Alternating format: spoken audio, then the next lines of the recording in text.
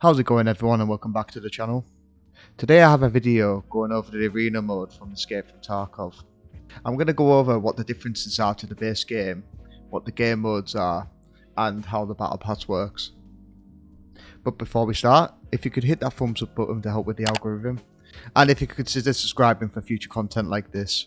I have a goal to hit 500 subscribers as soon as I can, so every sub will be highly appreciated. Right, let's get into the video. So you start off doing the tutorial, which goes over all the basics from movement to healing to shooting. Then once you've finished that, you get the option to choose between 4 classes. Once you complete your first 3 games, you can make your own custom class.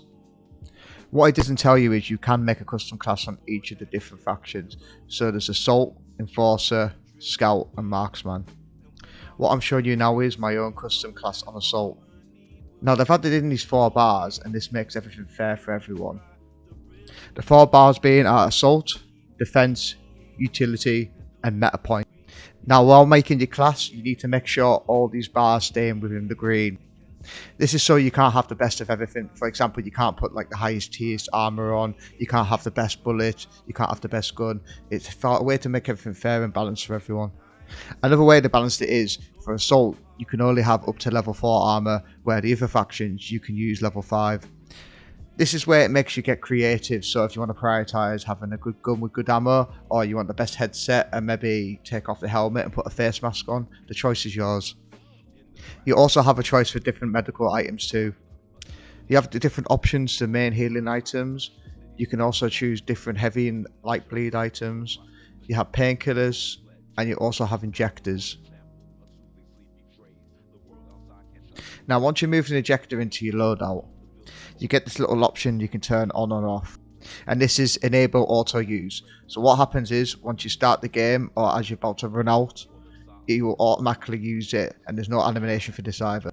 These are the different magazines you can use. You can equip as many of these as you can as long as you stay in the green. And these are the different ammo types you can use. Again, there's a different variety, so this stays balanced. But you want to obviously prioritize having really good bullets in your gun. Now once you pick a gun and start using it, you can level it up. This helps you unlock better attachments for it. You customize your gun exactly the way you do in the base game, but on this, you need to make sure you stay within the green bar. Once you unlock your custom class, you'll also get a tutorial on what to do also. So anything you're not sure on, don't worry, it does explain quite a lot and it's very helpful. So if you've not bought the base game and you're thinking about getting into it, I recommend getting Arena first with these tutorials. Now this is the Armory, where you can purchase different guns and different gear. You can purchase different weapons and gear using rubles or GP coins. If you can see on the bottom right, you've got your rubles, GP coins and your battle pass points. Now you can actually transfer your rubles and GP coins over into the base game as well. You can also purchase weapons using these things called Liga tokens or Liga coins. I'm not sure which one it is. This is the other armor you can buy, but as I said earlier, keep in mind, if you're making a custom class on Assault, you can only use level 4 armor. On the other classes, they have access to level 5 armor. They've done this so it's another way to balance out the game. So just bear in mind when you're buying stuff off the Armory. If you're making a custom class, you might not be able to use it in that certain one you're doing. I'll just briefly go through the Armory now and show you what you can purchase. Just bear in mind though, you don't have to purchase this through the Armory. When you're creating your own custom class, you can buy it from there also. Arena is very sound dependent. You need to rely on the audio cues, so make sure you try and get the contact 6s as soon as possible. And this is obtainable by doing 6 daily quests. A lot of these items are obtainable through the battle pass as well. So this is all the different armor plates you can buy. You can also buy face shields and that as well. These are all the different meds you can purchase.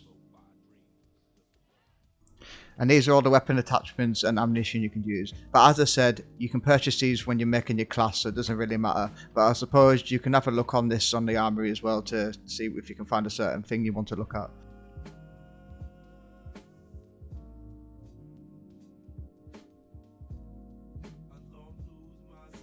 In this game mode, you also have the option to spray paint your gun. There's a lot of different colourways, and I think a lot of these are obtainable through the battle pass as well. Now we'll just go over to the traders. You have Ref and Ragman. Some of the missions that you get off Ref, you need to accept them and finish them in the base game. Doing these tasks helps you earn GP coins, where you can block better items, and you can earn a battle pass points off it also. And with Ragman you can change your custom clothing like you can in the base game. So now I'll show you how the battle pass works. Now you go up different levels as you do with every normal battle pass, but you'll notice there's brackets at the bottom. Now once you hit the new bracket, you need to purchase at least 3 items in the old bracket to purchase new stuff. So as you can see here, it says items purchased on page 1, 3 out of 3. So now if I go on to page 3, I need to purchase another 2 items on the next bracket. You can also get ref drop boxes from this battle pass as well. This is your typical CSGO style drop box where you can get rare, super rare, epic or legendary items. You can get stuff like battle pass points, GP coins, or you can even get some flash new attire for your PMC. I'm not sure if it's worth it, but it's something for all the gamblers out there. You can also exchange your currency as well, so if you'd like to buy more GP coins, you can exchange your rubles for them. And you can buy more ref drops using your battle pass points. Now if you go into the traders, this is where you can transfer your rubles to arena mode to the normal base game, and you can also transfer the GP coins as well. You need to complete a quest line before you can do this, and you also have a limit. You can do 5 Liga tokens, 250 GP coins and 750k rubles. Right, now I'm going to go over the different game modes you can play. So you have ranked and unranked, but ranked is unavailable at this moment in time. So there's 4 game modes, and the first one is Last Hero. Now this mode's a 10-man free-for-all, and you're on quite small maps. It's alright, I've had a few issues with it though. I had it twice when we were playing free-for-all, where the whole server got DC'd and we had to all reconnect again. I also felt the hit reg was a bit iffy in this game mode for some reason. And it can be quite a clusterfuck, so you need to make sure your map knowledge is on point.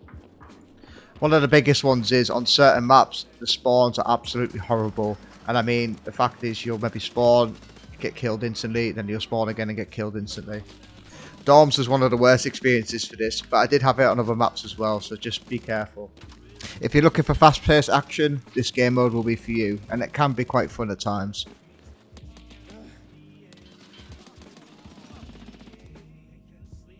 Now the next game mode is Checkpoint, and this is one of the most funnest ones for me. It's your standard 5v5 domination modes like you get on Call of Duty, but it's very fun on this. The matches can get quite intense, which makes it fun, and once you die the load times are not too bad either. You can spawn back in within 5 seconds. They've also placed trip mines and claymores around the spawns as well, so it just stops people from spawn camping you. So it takes 7 seconds for you to capture a point, and the more of your teammates on it, the quicker it goes. But if there's an enemy on it, the timer will freeze and you need to kill him first. The next game mode is Team Fight. This is another 5v5 game mode, and it's like Search and Destroy where you get 1 life. But in this there's no bomb, it's just who takes out who first. I only ended up having 1 game mode of this, and I got my ass handed to me big style. This game mode you really do need your map knowledge, and it comes into play. This is also another quite intense game mode, and it's quite fun. It's good practice for how you PvP in the base game. If there's still people remaining on each team when the time limit goes down, one of the team members will have to go into the circle where the green arrows are and capture it. Then the last game mode is Blast Gang. Unfortunately, I didn't get a chance to play this when I was recording, but this is like your Search and Destroy style game mode. There's 11 maps to choose from, and they're all unique in their own way. A lot of them are based off the main game maps locations as well. Right, now I'm just going to go over some pointers of how to stay alive and get more kills in arena mode. One of the biggest ones is what I brought up in my last video that I brought out, and that is crosshair placement.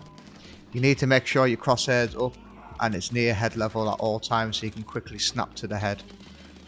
This is also so you can hit prime as well, and you're not moving his mouth as much.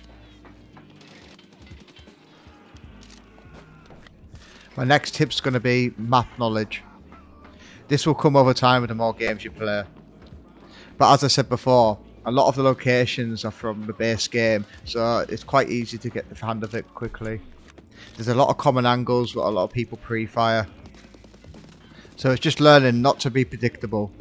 There's certain locations in each map that are stronger than others. The more you play, the more you will learn these areas.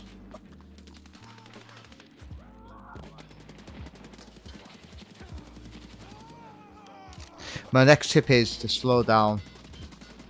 I know when you've got a limited spawns, you tend to want to run in there like a headless chicken, but this is not the player sometimes. I've gotten a lot of kills from just stopping on the spot and using audio cues to know where my location of my enemy is and just single tapping them. This is why I think Arena is perfect to practice for the base game PvP fights. Use passive aggressiveness and try to outplay your enemy. My next tip is healing. This is not like the base game where you get a lot of chances to heal. If someone can hear you healing after you had a fight with them, they will definitely push you. So this is where the stims and painkillers come effective. Make sure you take them so you're able to run away and flee and reposition yourself. The healing animations take too long for this game mode, so as soon as you start healing, you're basically a sitting duck. Make sure you click the option to automatically stim as you get into the game. Most of the stims last over 200 seconds, so this is more than enough time to help you. You need to be able to move about, and if you've got blacked out legs, you will not be able to move, so make sure you stim up. I like using the AHF stimulant injector. This stops heavy and light bleeds. That's the end of the video. I hope you enjoyed it, and if you did, please hit the thumbs up button. If you'd like some more Arena videos in the future, or is there anything I've missed, please let me know down in the comments and I'll get back in touch with you. Thank you for watching, and I'll see you in the next video.